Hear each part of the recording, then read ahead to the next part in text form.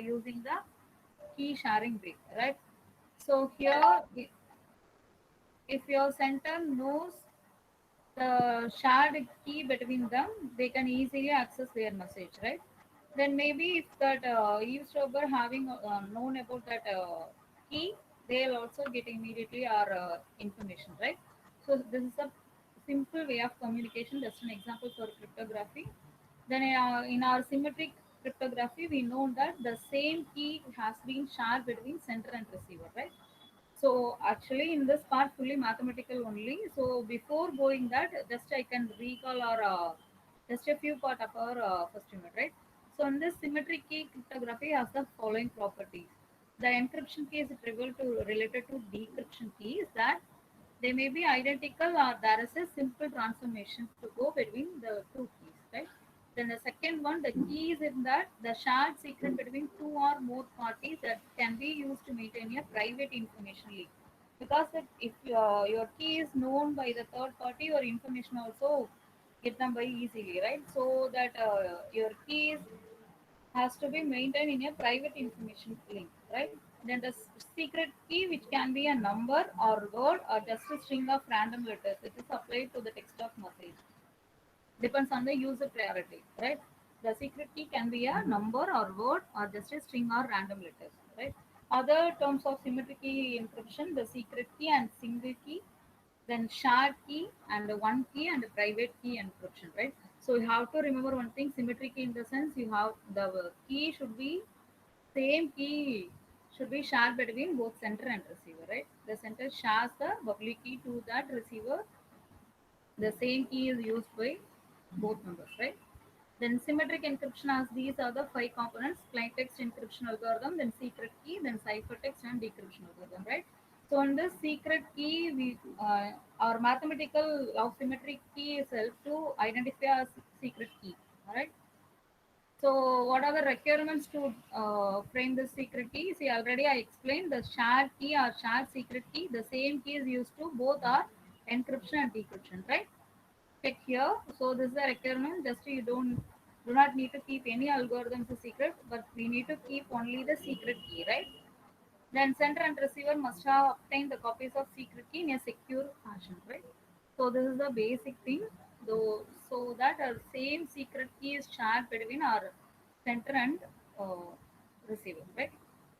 Then see, these are the example for asymmetric encryption. So just these are the terms and letters used in our encryption part. So see here, here our message is M. So construct M. What does it see? This is ciphertext, right? So the function of message and the combination of key, right? Then only we can compute our ciphertext. Then this ciphertext sent to the receiver, right, Bob? Then the ciphertext sent to that receiver side. Then receiver receives some ciphertext from center. Then here the decryption is performed. That is the inverse way of operation. Then they getting the decryption. Then inverse way of our encryption is called decryption, right? So here if you decrypt your ciphertext, then you get your message, right? So this is just a simple way of representation by using the letters, right? So these are the keys used in the symmetric encryption. Then, so just to check here, what are the terms and abbreviation used here? M represent message of plain text, right? C is the ciphertext. Then F is the encryption function. F inverse is the decryption function, right? So these two things in the form we are taking for our ciphertext, right? Then K equal to key. So this is sometimes called a secret number or secret message or secret string, right? So that our ciphertext is created by that encryption function of M and K. So that encrypted message in the form of function of message with that key, right? Encryption function of message with that key. Then that similar thing here, the decryption way here our represent we are getting our original message, right? So our symmetric cipher is that decryption function, then with the help of key, then our original encryption function, then we get our original message, right? So that finally you have to remember only one thing, the same key should be followed in this both encryption and decryption, right? I'm little bit faster in this introduction of the section. because already you seen very well about in our first unit, right? So in this classification side from we'll start our second unit, right? So symmetric key cryptography, here there is two classifications, stream cipher and block cipher, right? So the stream cipher is a symmetric key cipher where plain text digits are combined with a random cipher, right? That is called a key stream. Maybe if you are try to do some operation, we are in the form of stream cipher, right? So, for example, there is two types of stream cipher. One is synchronous stream cipher, and one is self-synchronous stream cipher, right? So, these are the example for that stream cipher, C4 and AA5. Then, block cipher is that take a number of bits and encrypt them as a single unit, right?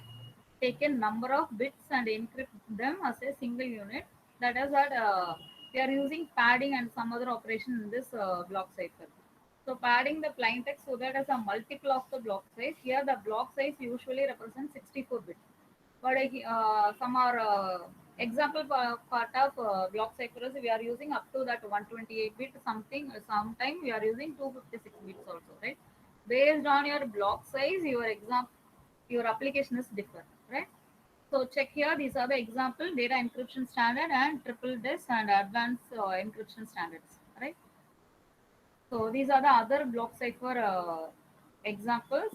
And then see here in this table shows how many blocks and how many key size, right? Then these are the difference between stream cipher and a block cipher. Here, stream cipher, your encryption technique is that we are combining the plain text bits with the random cipher bits and stream using XOR operation, right? So you are combine your plain text and choose your random cipher bit stream using XOR operation. In this block cipher, you are using some encrypting by that fixed length block of bits, right? Then type of transformation here, stream ciphers use varying transformation. This block cipher uses same transformation, right? Types of transformation, stream cipher use varying transformation. Here it is uses same transformation. Then your executable time is usually faster execution because it is only a stream way. Here, little bit slower comparing to your stream cipher because here you're at first you have to divide your block, then only you can perform various operations, right?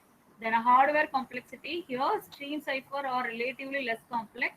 In this, relatively more complex.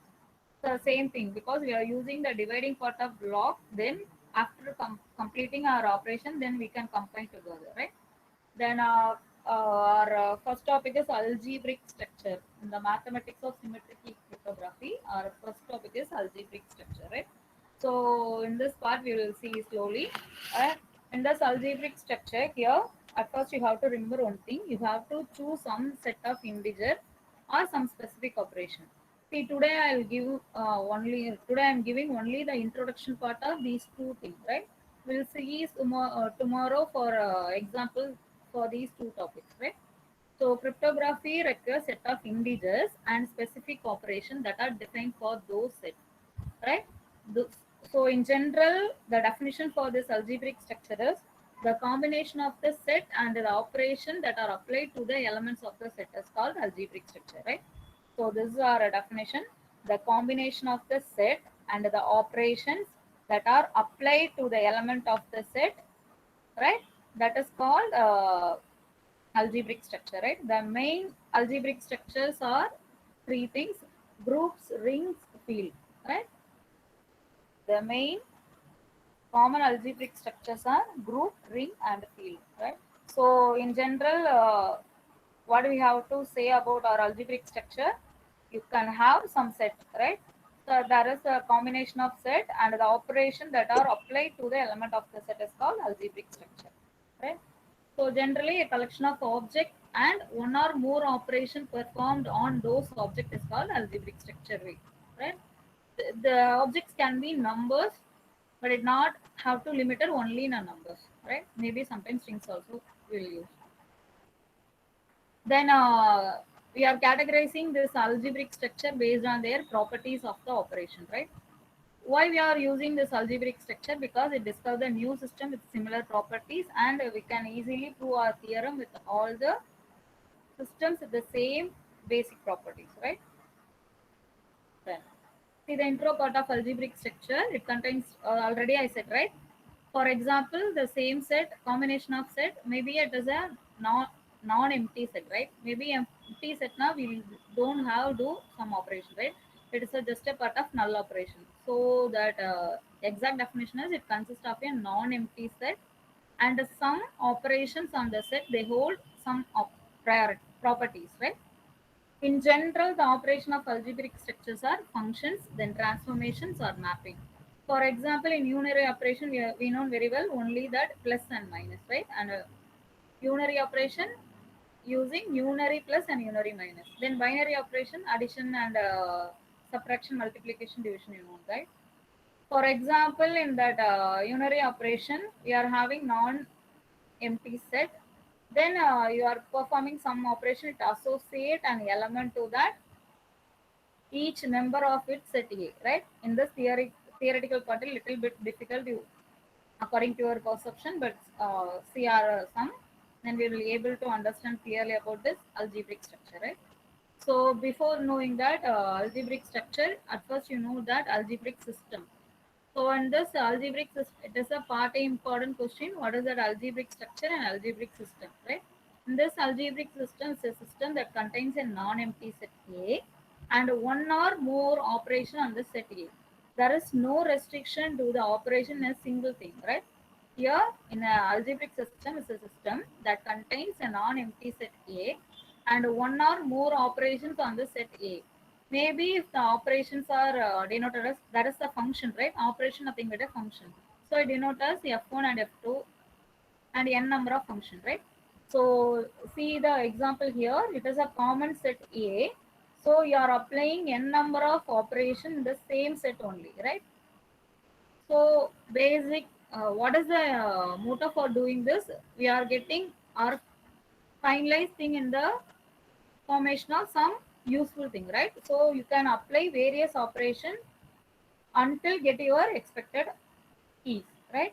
So in addition, if we consider some relation, so that the keyword of key denotes R1 is a relation, right? So you can consider some relation R1 and R2 defined on the set A. So we are representing the whole algebraic structure in this form of A comma function f1 to up to fn and their relation r1 up to rn, right? So that generally see just you see this part clearly, all right? So this is the thing I am representing that here A is our element set, non-empty set, right? Then f1 to fn are function or operation. Then r1 to rn is our relation. So these combination of all the things is called algebraic system. This system taking to perform or producing some key is called algebraic structure, right? So algebraic system is a combination of function, relation, and their set, right? So see the previous slide. Algebraic structure is that we are using some set and that operation to that particular set, right? So I thought you can able to clearly algebraic structure and system. Without relationship is called algebraic structure, right? With relationship is called algebraic system. Then these are the general properties of our algebraic system. So that our set represent A. So here after A is you have to fix in your mind A is called a set of keys, right? Non-empty set or a or set of keys, right? Then f1 and f2 is our operation. These are called as closed operation, right? Then consider the set as an integer, then it performs simple addition. So how do you represent if you know that if you want to perform addition, definitely you have two inputs, right? So I am writing here our input is A and B. It belongs to that overall set, right? Because here the set is integer. Just we are, I'm giving the statement the set is integer. Then it performs the operation is simple addition. So A comma B belongs to A because see in this part you know you need to know A is our set, right? So in this part A and B already present in your set only you can able to do that operation. Maybe if you are using that addition of A and B, but in your A having B and C, what do you get? You get some mismatch error, right? Or you are losing your key set operation, right? So here you have to check at first doing your operation, the overall set having the elements of what you have to do, right? So A and B belongs to A. That is, you written this in your C. It is a common statement, right? A and B belongs to A. It is our common theoretical statement. Based on your given statement, set is integer and Z, right? So just you can retransform A and B belongs to overall integer Z. Then what is that? Our operation is simple addition. So just you can transfer this A comma B is to be A plus B, right? It belongs to overall integer Z. So this is the part of closed operation, right? So that we are representing our closed operation. Just you can take your input set, then you can do your operation, then store into that overall operation, right? Another one example, if your set A is considering set of odd integer, and here also your operation is addition, right? So what is your property? It does not hold any unclear addition, right? So it means that since you are having odd integer, right? So I am representing here odd 1 and odd 2, whatever may be. For example, 3 and 5. Okay. So here, if you are adding two odd numbers, definitely your result should be an even integer. It's correct or not? Check in your mind. If you are adding any odd numbers, then definitely your result should be in a even integer, right? For example, I'm saying 3 plus 5, result is 8, right? 1 plus 3, result is 4. For example, 11 plus 13, your result is 24, right? So anything, you can choose your two odd integer.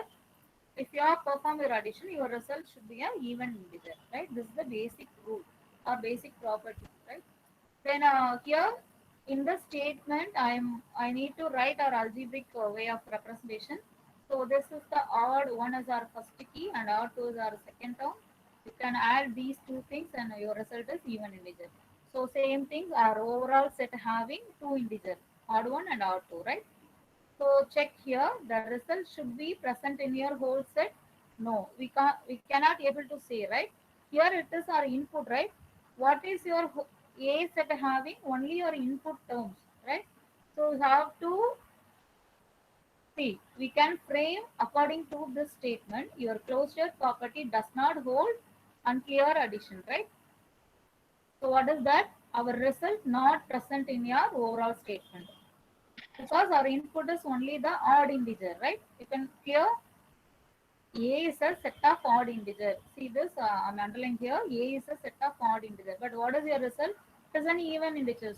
So definitely it not belongs to this overall set, right? So it is not cleared. In this part of statement, I'm concluding here. So it is not clear, right? Then see, these are the properties of algebraic structure or system. Algebraic system. For example, you see here there is two operation plus and dot, right? So here I am choosing our input set is A, B, C. So the things your input having only the three sets A, comma B, comma C, right? Based on your set, I am choosing, I am doing operation, right? So first operation closure. In this closure having plus comma dot operator, right? So I am doing the two sets A comma B belongs to overall sets. Then A plus B belongs to that set, and also that A dot B belongs to A, right? So see why I'm writing this plus and dot. If you are, I'm saying that property name, definitely in your mind you can automatically come these two operation only performed in this property, right? Then A1 is a I'm giving the numbers A1 and A2 according to your perception. If you want to change your number also, right? So closure having plus and dot operator. So we are choosing only that two part A comma B. Then it belongs to the set, and A plus B belongs to A. Definitely our A dot product also belongs to A, right? In this closure property. Then second property is associativity property. Here you are having that only plus thing, right?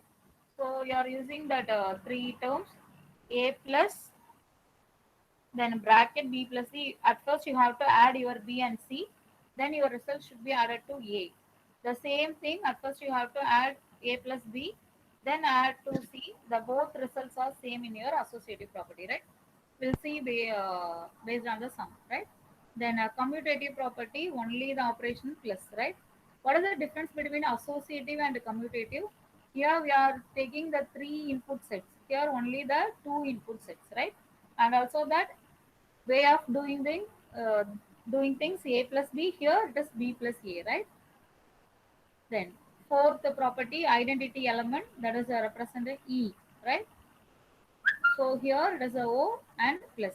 So A plus E equal to E plus A. The result should be same because it is the identity element. What is the meaning of identity element in the matrix representation 1, right? Here it is a way of nothing but 0 something. So here A plus 0 equal to 0 plus A, or sometimes it's called as O, right? Then inverse element plus, here A comma B belongs to A. Then the same thing, see, if you are applying your inverse element, A plus B and also it is equal to B plus A, both terms should be inverse, right? Then associative property, see that associativity property plus you are having one separate property, then associative property dot also you are having, right?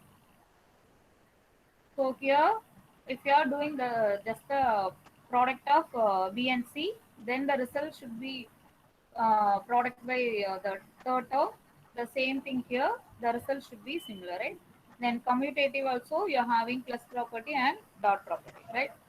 Why I am writing separately? Because it is a major part in our algebraic symmetric key cryptography, right? Then identity element nothing but 1. So A dot 1 equal to 1 dot A. That is the same thing. E denotes 1 also, right? Then distributive property here already will write, right? See, don't confuse here. In the previous thing, our associative property denote all the plus operation and all the dot operator, right? But in our commutative property, see here, you are adding any two elements, then the result is multiplied with A, right? So check here. So what is your result? It is equal to separately multiplied with the individual term. Then you have to add, right? So A dot B plus C equal to A dot B plus similarly A dot C. And the same thing, if you are changing that order priority, B plus C dot A in the sense. So just to check here, B dot A plus C dot A, right? Because based on our parenthesis, we will write this property. Then the cancellation property, A dot B equal to A dot C. What is the meaning? So definitely we can cancel our same element, right? A dot B equal to A dot C. Definitely you have to cancel here. We definitely we can cancel our A, right? So the result should be B equal to C. What is the next one? Last property is A dot A equal to, that is the item product property. A dot A equal to A, then A plus A equal to A, right? Because the result should be similar in all these cases. Then, for example of applying this property, I am just taking the two examples. So first one, the algebraic system is a comma plus, then what is that z? It is a set of set, right? According to A, here I am just taking integer part is it, right? The operation is plus and a dot. So it satisfies all the property. Just you have to write, this is your question. The algebraic system z comma plus then comma dot. What are the properties or satisfy the above condition?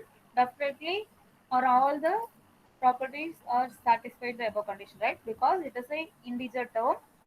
In our above example property, we are choosing all that integer only, right? Then in commonly we are written plus and dot denotes all the applying all the properties, right? So check here, this given statement satisfies all the properties of A12 or A10, right? Then our second question is, for example, matrix of Z. It covers 2 cross 2 integers. So you have to read the question carefully, right? M of Z is that matrix, right?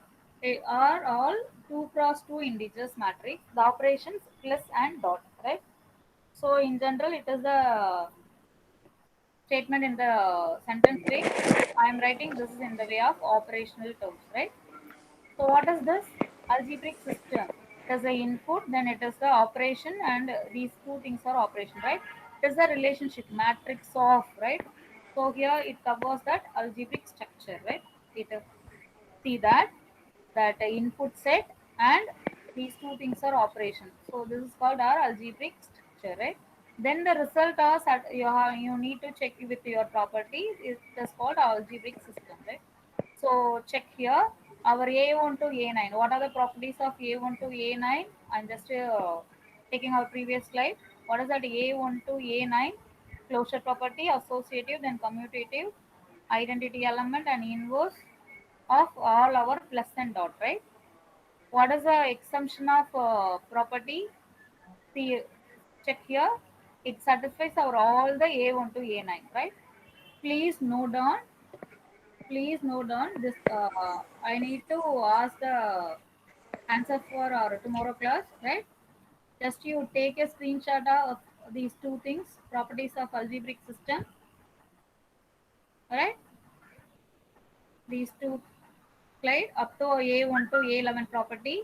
Then try to solve this matrix operation, right? For example, I'm taking a just a identity element, right? Plus and dot operator. So just an example. For example, choosing a matrix 2 4 3 1. So I'm performing the with the help of identity element that is 0 0. So I'm adding. What is the difference of identity element here and here?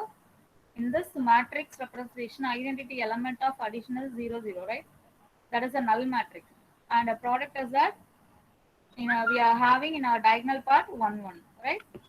So check here. I'm adding these things 2 plus 0, my result is 2. Then 4 plus 0, I'm getting 4. 3 plus 0 is 3. Then 1 plus 0 is 1, right?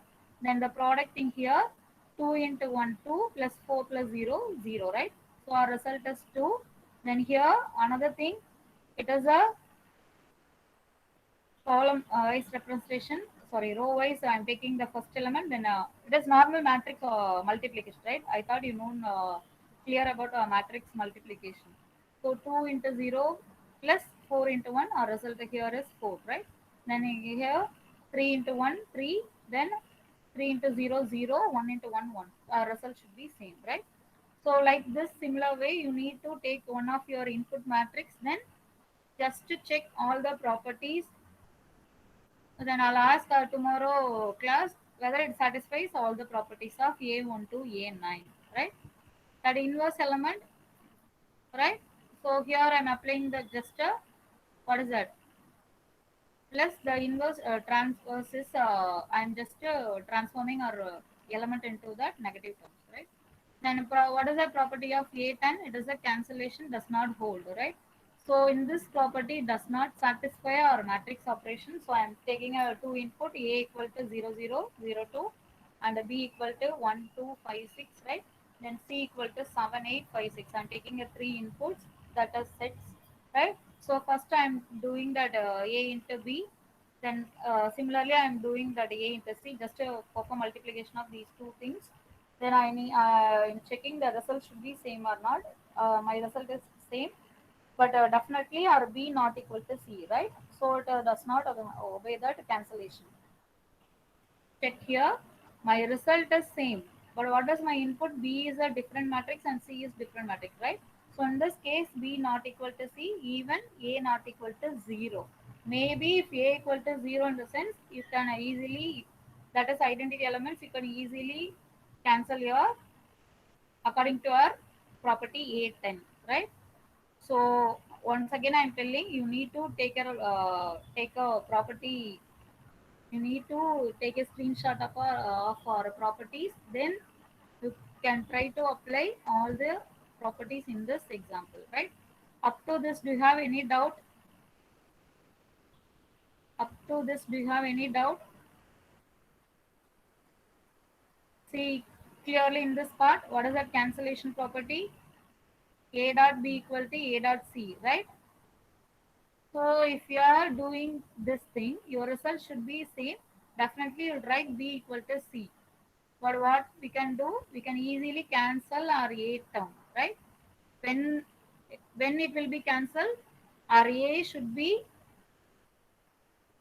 when it should be cancelled, our A may be a identity element or Your input set of B and C should be similar, right? Check here, B and B equal to C only in this property satisfies, right? But in this for example, what what is the input term of B? It is a 1 2 5 6 matrix, right? Here it is a 7 8 5 6. Definitely our B not equal to C.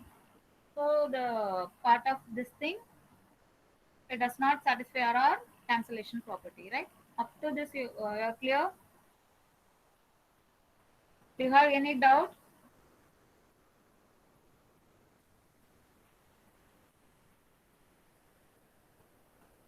We'll see your tomorrow class of modular arithmetic, right? Up to this you have to any doubt?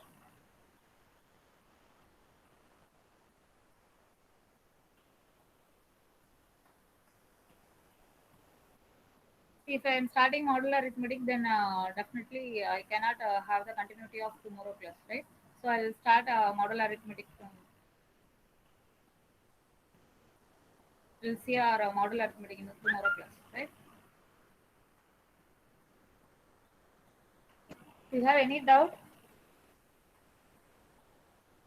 I thought you are studied in your discrete mathematics in this part of algebraic system, groups, rings, and finite fields, right? I'm just recollecting your fourth sem marks, fourth or third, I don't know, discrete marks, right?